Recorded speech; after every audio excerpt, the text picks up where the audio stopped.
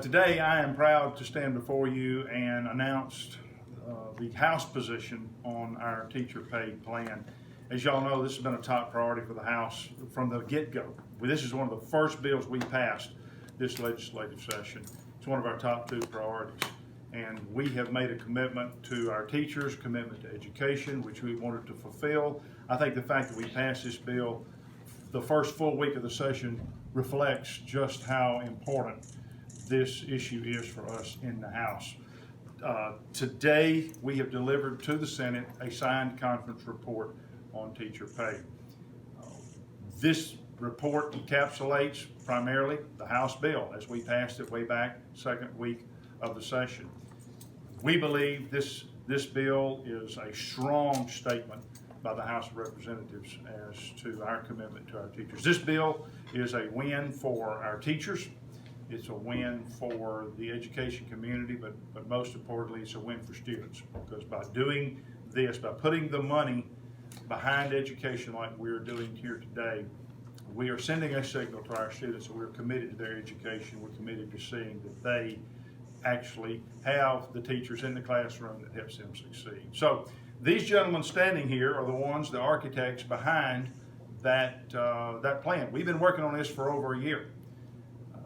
These gentlemen came to me last year and said, this is something that we want to do, and they have done it. I'm going to let them walk you through the details of the plan. Many of you may already know the details of the plan. We do have, I guess I can pass these out, some graphics here, which, well, I don't know that we need to pass it out right now. We have graphics for everyone who may want them. Y'all can take it and use it. And we can get some more. And we can get more if we need to. You need some of that one? This is for you TV people particularly. This is something you can flash up on the screen. There they are. And you also had a, this too, didn't you? Yeah. Okay. Well, it's the same. All right. It's the same stuff. Well, y'all know Richard Bennett's the chairman of education. I'm going to let him speak, and then he can recognize these other gentlemen as he sees fit. I appreciate it. Thank y'all for being here today. This is something that we have worked toward since I became chairman of education. Philip Gunn in the House, this has been one of our priorities, to get the teachers to the southeastern average starting. As you know, and we've said over and over, where we've had a problem is recruiting teachers. Our teachers, especially young teachers, are going over to Alabama. They're going over to Louisiana and the Tennessee line and going to work there for the first few years, 8-10 years, and then they come back over and jump into our retirement system. So it's really hurt us on our recruiting by not having that salary up there to the southeastern average and to the national average. And that's where with this bill, that's what it's doing. Again, in this bill, we have a $2,000 pay increase for the teacher assistants. That's nowhere near where we want to be in the end right now. That's this year. That's what we're going to do. We focus on teachers and teacher assistants, but hopefully we can come back and raise that in next year or the following year. Again, we think this is a good bill. It's something that we have focused on, and it's something that the teachers get this year. It's not like we're promising you this much this year, and we're giving you this much this year, next year we're going to promise you more. That's not the case. We're giving you all in 1 year. Teachers don't want to hear the promise of next year, and we've heard you loud and clear. And let me say this is not only reiterate what the speaker said. It's a great day for education, it's a great day for teachers, but this is also a good day for taxpayers.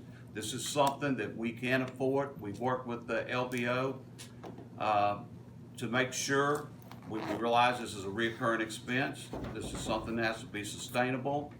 We've been assured, we've tweaked the numbers, we've gone over them over and over, and this is something that the taxpayer can afford.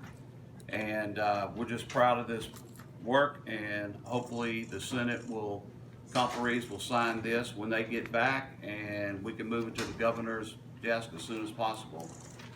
Kent, I know the vice chair, Kent McCarty. I think y'all know Kent. Kent, you want to say a little about it?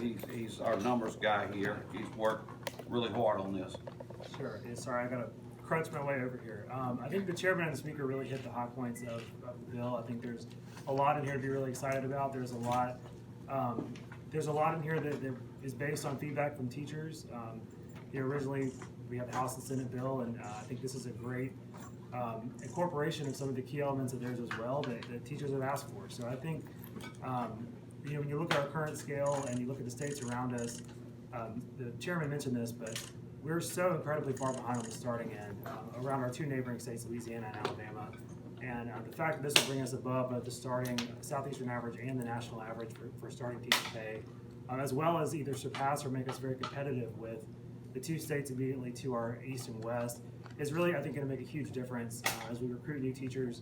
I think as we look at those considering teaching, we're providing them with a competitive wage with other jobs in the state. So not just competitive with Louisiana and Alabama, but competitive with other jobs within the state of Mississippi. Because the truth of it is, when you're looking at becoming a teacher, you're looking at becoming a teacher or a nurse or working at managing a coffee shop like I've got.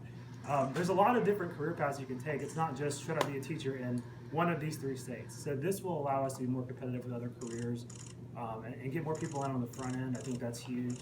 I think we've really put together a really nice package that I think a lot of teachers will be very excited to see. So, and not only on the front end, but throughout the whole scale. I mean, there's something for everybody. I think in these numbers, 92% of teachers are going to get at least $4,000 in 1 year under this plan. So I think that's huge. I think there's a lot to be excited about. I appreciate the speaker and the chairman and my colleagues here that have worked so hard with me on it to get this done. We put a lot of work in, and I think there's a lot here. Like I said, there's a lot here to be excited about. So that's all I'll say about that. But thank you all so much. Thank you, Kent. Jansen Owen and Kevin Felsher, these two gentlemen here, they, along with Kent, I think were the ones who put all this plan together. So I want to give Jansen and Kevin an opportunity to say something. I think Jansen can walk you through this graphic here. Yeah. So working off of both the plan that the House passed and the plan that the Senate passed, we're looking at now, I believe our prior plan had an average pay increase of about $4,600. The Senate plan was about $4,700. This conference report will bring an average pay increase to Mississippi teachers of $4,850. And the really important thing to note, which I know they've said, is this is a one-time pay increase. We're not phasing it in over a period of 2 years. This would be July 1 when teachers go in to start teaching in the next school year. This would be their pay increase. On this graphic with the pay scale, we note that the START Act state starting average of $41,679, that in itself exceeds the regional average for starting teacher pay and the national average for starting teacher pay. It's important to note that that is just the state portion. So when you look at local supplements throughout the state, that average that we have on this will actually be higher. So, 41,679 in itself exceeds the regional averages for starting teacher pay, but you're looking at that average actually being higher once you incorporate local supplements. And again, I want to thank the speaker and Mr. Chairman and my colleagues, Kent and Kevin, on working really hard on this. And I think we've got a good proposal for Mississippi teachers that both sides of this building should be able to agree on and send us to the governor next week for signature. Kevin, would you like to add? Sure. Most everything's been said, but on the way here, I stopped at my desk in the chamber, and there were messages from teachers and the superintendent to get this done. And that's what we're trying to do. Under the leadership of the speaker and the chairman, we've made historic gains in education. But if we can't keep our teachers and we can't recruit new ones, we can't keep those gains and improve upon them. So it's important to know that if we can get this done, we'll go a long way in doing that. And I appreciate the leadership of the speaker and the chairman.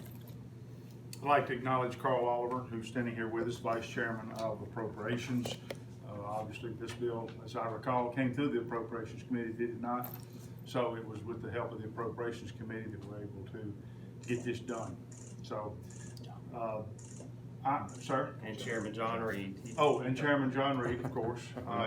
He's not able to stand with us today, but obviously want to acknowledge his role in that as well. So with that, we will answer any questions you may have.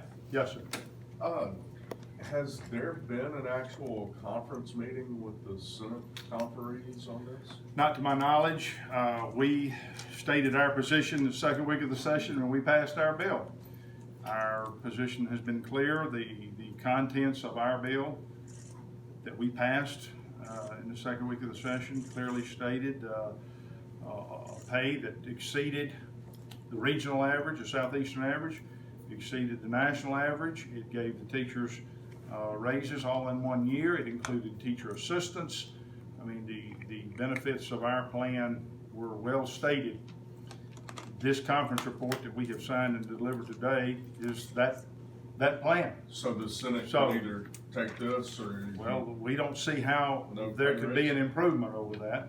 Now, it's my understanding that they did make some suggestions that y'all adopted, but as far as the typical conference, no, there was no conference meeting that I know of. And why is that? Because I said, we stated our position the second week of the session when we passed the bill. But is that how y'all And this- typically handle conference committees? It's just gonna depend on the bill. But on this particular bill, we passed our bill the second week of the session. I guess the question arises is why was that bill not sent to the governor back then? Here we are, middle of March. Well, mainly. we That have bill a- could have gone out, it could have been on the governor's desk quite some time ago. So this Sure. conference report encompasses that bill that we passed. Mr. Speaker, is this a take it or leave it deal, or is the House still willing to talk to the Senate if the Senate actually wants to have a conference process? We delivered the conference report that we think encapsulates the best plan that has been put on the table. So we have signed it, we have delivered it. They, as I understand it, have gone home for the week, correct? Yes. So it is our position that this is our position. Now, if they want to respond, I guess we will see what they have to say when they get back next week. And let me say this, one of the things that they thought were very important to them was the milestone steps, and we did add that out of their bill and the things that they thought was very important, and things that we thought were important, like teacher assistants. We were not gonna back away from teacher assistants getting the pay, and we weren't gonna back down from 1 year pay. We were not gonna spread it over 2 years. We weren't gonna leave tens of millions of dollars on the table and say, wait till next year. So those were things that we were not gonna Well, let's back down. be fair and clear. This conference report does contain, as he just Yes. said, some of the things that the Senate had put in their bill, correct? That was important to them. That was important to them. So it is a combination of the two bills. With the changes y'all have made, y'all still see this as a sustainable with the tax cuts that y'all Yes, are sir. planning for? Yes. Yes, sir. This is achievable even with income tax cuts that we hope we're able to get done. Are there some other major bills this session that y'all have passed or that the other chamber of our legislature, can take or leave? Oh, no, I don't recall. I don't know, Jeff, I'd have to go look. I mean, we passed the initiative process. I think they killed it, didn't they? No, No, it's it's still still alive. alive. Is it still alive? It just has a reverse. review. That's one that comes to mind. I don't know. I'd have to go back and look, see. When do you plan to hear back from the Senate on this? Is there Bills and other- I'm sorry, what? when do you need to hear back? Is there a dedeline on? Does it just have to be by conference No, report the filing? any conference report has to be passed, as I recall, before 5 days before the end of the session. 24th of March is that day, maybe? Yeah. I'd have to go confirm that, but, Okay. We've got until, but there again, I don't see why this one should wait. This has been out there since the second week of the session. It's a solid plan, it's a good plan. We would encourage and invite them to join us in passing it. And let's get the money to our teachers who desperately need it. Are you confident the Senate will agree to the plan you all have and pass it, or do you expect them to make changes? Well, like I said, we're open to any response that they may have. I mean, if they've got some suggestion for improvement, we certainly would entertain that. But you don't plan to have any actual conference meetings with them like you normally would on? I don't know. We will see what they say. I mean, if they call and say, hey, we wanna meet, we're not opposed to meeting, but we have signed the report and we have sent it to them. Jeff, this And is no if- different if- than we if- normally do. No, and if they have a response, I assume they'll communicate that response to my chairman. Or they'll sign a report and send it back. I guess the only difference between what we normally do and this is that we're having a press conference on this one because it's such a big bill. And it's of importance to teachers statewide in order to get the word out and have a press conference. But otherwise, this is normally how we do conferences anyway. Whoever, if it's a House bill or a Senate bill, they write the conference, they send it down there. If they have a problem with it, they'll tell us and we would get together, or they would send something down here and we'd entertain that, and it's a yes or no. It's pretty much how all of the conferences have worked in my 14 years here. Yeah, one of you- Sending a one- signed one- conference report over before a conference meeting has been held? Yeah. You're saying that's It normal? happens. Yeah, Oh, but yeah, that doesn't that's mean that's the happened end a lot. of it. This is not But that's your unusual. starting point, that's your position. That's interesting, that's not what Senator Ryan told me, or told us earlier today. He said he's never seen it go down like this, that where the other chamber signs a conference report and sends it to the other. We do that all the time. Yeah. We sign conference report all the Yeah. time and send it to the other end and say, this is our position. What is your response? And they respond, or not. Sometimes the response is, this is not good, we're not taking it. Yeah. And sometimes they sign reports and send them down here. This is not unusual. I can remember last Yes, session, that's right. I was conferee on the bill, and I've re-signed a conference report 2 or 3 times. We sign it, they made changes to it, they send it back, then I just sign a new conference report. But, that being aside, again, one of you said, maybe it was you, that said, this is a take it or leave it deal. No, it's not take it or leave it. They got ways to improve it, Sure. let us know. They got suggestions for improvement, let us know. This encapsulates, though, the bill that we passed, and with, some of the things they had in their bill that we believe helps, and we believe this is the way we need to go. This is a House position, so that's where we're at.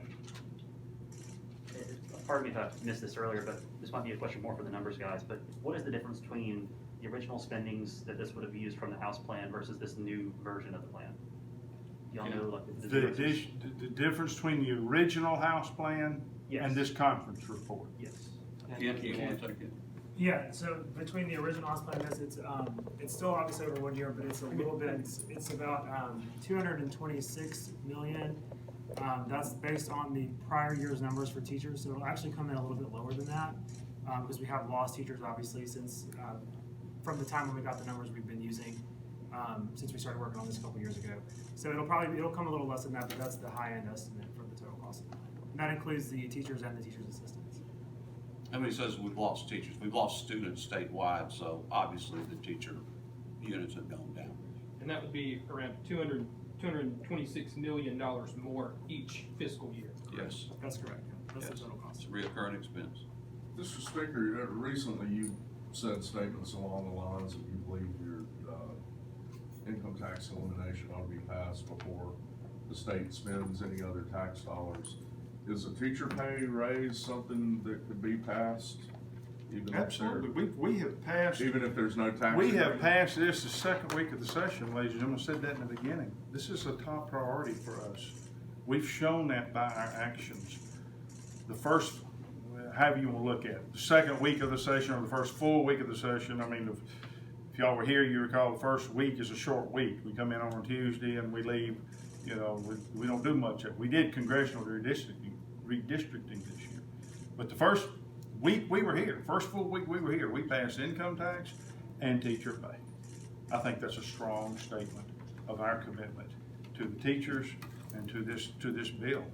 And we are showing again today by passing or signing this conference report immediately. I mean, I think, I forget the timing, but I think I appointed conferees last Friday. Yeah. I mean, immediately when we realized that the time was to head to conference, I appointed conferees right out of the gate. And then the Senate appointed theirs Monday or Tuesday of this week, I guess. So again, I would argue that not only did we show it when we show that this was a priority in January when we passed it right out of the gate, We showed it last Friday when we appointed conferees right out of the gate. We're showing it again today by sending a signed conference report to the Senate encapsulating what is the largest teacher pay bill in the history of the state of Mississippi.